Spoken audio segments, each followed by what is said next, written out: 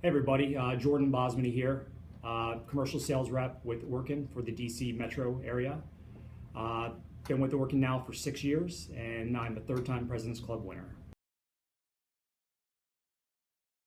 What makes me successful is my drive. I love what I do. I love waking up every day, and I get excited about what I do. My clients see my excitement. My coworkers see my excitement in everything that I do.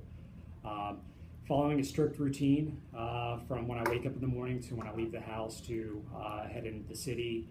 It's sticking firm to that, and then that kind of sets the foundation for my day.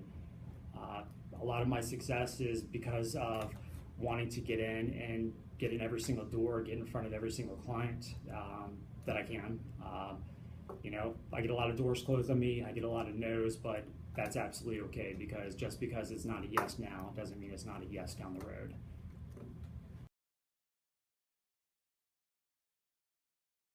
What motivates me on a day-to-day basis is the word no. You're going to get that often. I get that often. But the great thing about no is that it's eventually going to be a yes. Not necessarily now, maybe a year down the road, maybe 3 years down the road. But the word no really motivates me to find out why they didn't say yes then and there, and what I can do differently, down the road to eventually turn that no into a yes. Again, no is the biggest motivator, and it allows me to keep pushing to try to eventually get to that yes point. So again, that is one of my biggest motivators. And then in turn, also my family. My family is everything. There's nothing greater than being able to provide for them, and also just being happy in what I do every single day. When I'm on vacation, I miss working, and again, those are my biggest motivators to do what I do. A typical day, it's follow a really good, routine initially from getting up in the morning. Typically out the door by 7 a.m.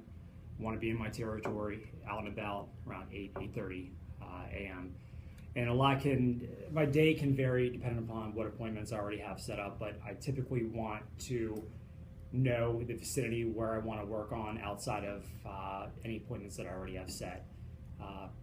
First part of the morning is typically focused on going into restaurants.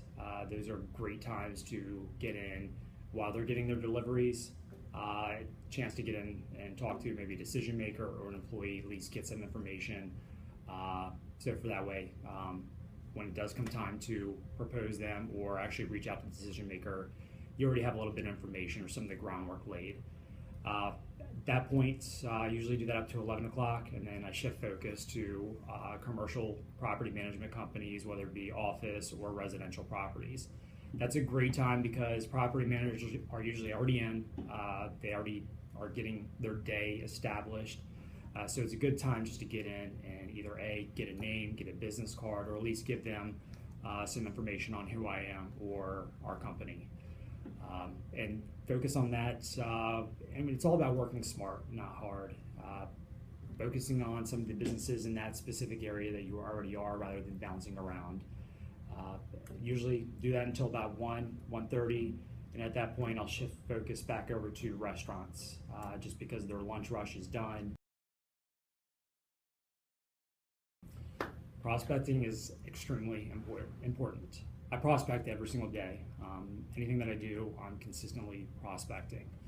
It's important because that's going to lay kind of the foundation or the groundwork to eventually get to the yes or get the sale or the handshake. Prospecting is kind of one of my main focus areas. I utilize social media a lot when it comes to prospecting. Different websites, say Yelp or other websites that kind of cue you in as far as new, say, restaurants coming into your territory or new businesses that are just coming in. Utilizing different social media avenues is helped me a lot to kind of stay ahead of my territory and know what's in my territory, and that's what it's all about, is knowing what's in your territory. Another part of that is cold calling, door knocking. This is great just because you're going to go in there and at least get some type of information on who a decision maker may be or how that process is made. Do a lot of cold calling throughout the day, and most of my focus is on I'm just going in there to get some information, just a business card, get a name. And at that point, what I'll do from there is reach out to them either via phone or via email, and then try to get the appointment at that time. Prospecting can also be done via telemarketing. It's not my strongest suit. It's not what I typically prefer, but it's needed for others that say aren't as seasoned when cold calling. Either way, prospecting is very essential to building your book of business and eventually getting to a successful mark. A cold call by obviously trying to open every door possible. My end result or my goal is to get in there and just get some information, whether it be just a business card, get a name or a number, or how those decisions are made. Restaurants, for example, I'll walk in and ask for a general manager or the head chef, and hopefully they have the opportunity to just meet with me for a second. I always make that their time feel very valuable, and what I'm just there to do simply at that time is just simply a quick meet and greet, give them my card, get their card, or get their information. If they're not available, anybody who's willing to give me some slight information, I'm willing to take.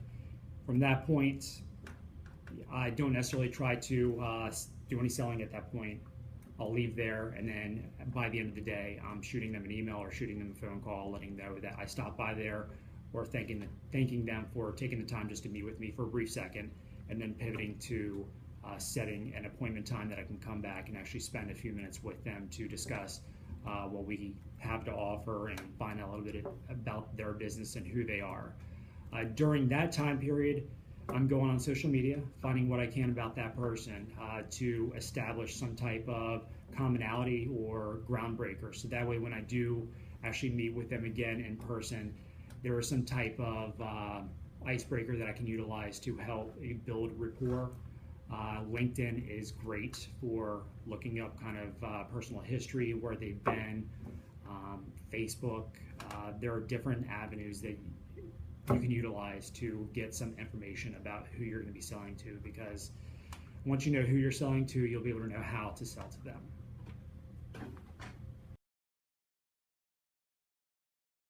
I prepare for a meeting or an appointment just by trying to get together as much information that I can to know about who I'm selling to. They always say that success is when preparation meets opportunity, and it's very, very true. When I find out who I'm meeting with, or I guess my appointment, who it's going to be with, is I try to utilize whatever social media avenue. LinkedIn's great to find out a little bit about who I'm meeting with, kind of their background, their title, if they are a decision maker.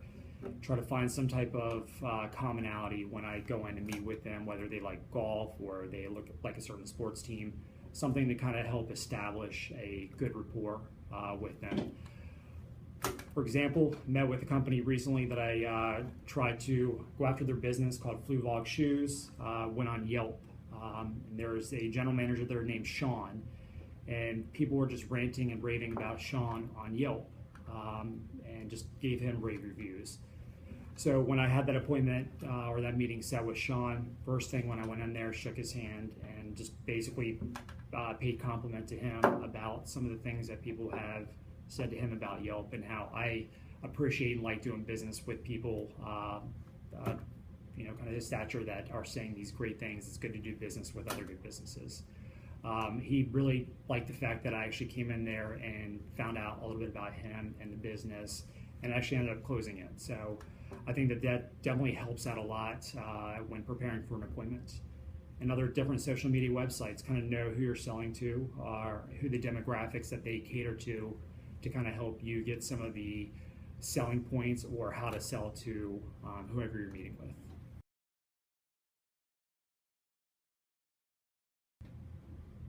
All right, so why do people buy from you?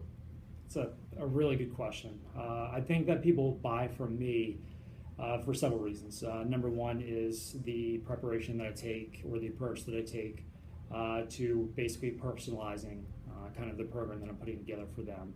And that first step is knowing who I'm selling to. Just taking a few minutes, investing time to research who they are.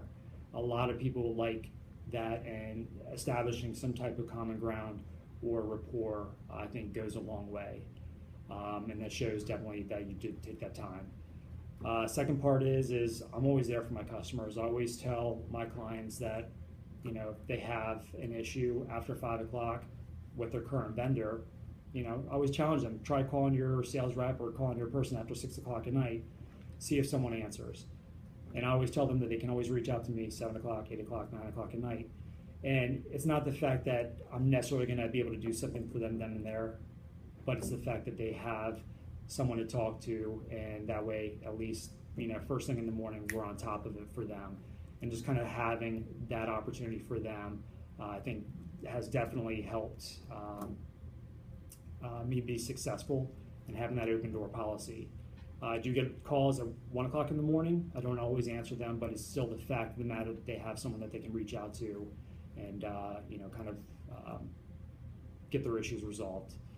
And then lastly is just kind of the way that I present myself. I take pride in what I do.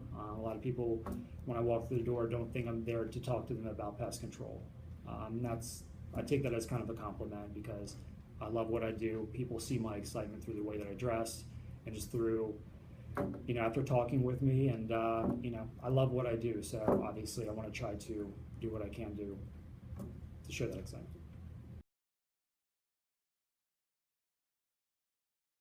Best advice I can give, several things, but most important is know your territory. Know the ins and outs, know what's in your territory currently and what's going in your territory. Always keep your head on a swivel. Whether you take pictures, while walking down the street of new construction, or use Post-it notes, which I'm a huge fan of, but just getting to know your territory will help out immensely. And allow you to kind of plan your day and your territory, and to be the most effective on there. Getting in your comfort, or getting out of your comfort zone, is also very important. You have set routines, but shake things up. Don't be afraid to go out in the rain, cold call in the rain, because certainly your competitors aren't doing that. Also, just going into back alleyways, getting into the back of restaurants while they're getting their deliveries. Yeah, it might be, you might be nervous at first, but just once you get out of your comfort zone and get used to things like that, it will become second nature. That's very important. It's just, again, getting out of your comfort zone, stop doing the normal, and trying to change what you can, and that way eventually will turn into sales. And then lastly, prospecting. You should always be prospecting. Always, someone's eventually going to be a customer, whether now or down the road. But prospecting, laying the groundwork for something that's either a month down the road or a year down the road, you should always be prospecting, because eventually, again, that will turn into a sale.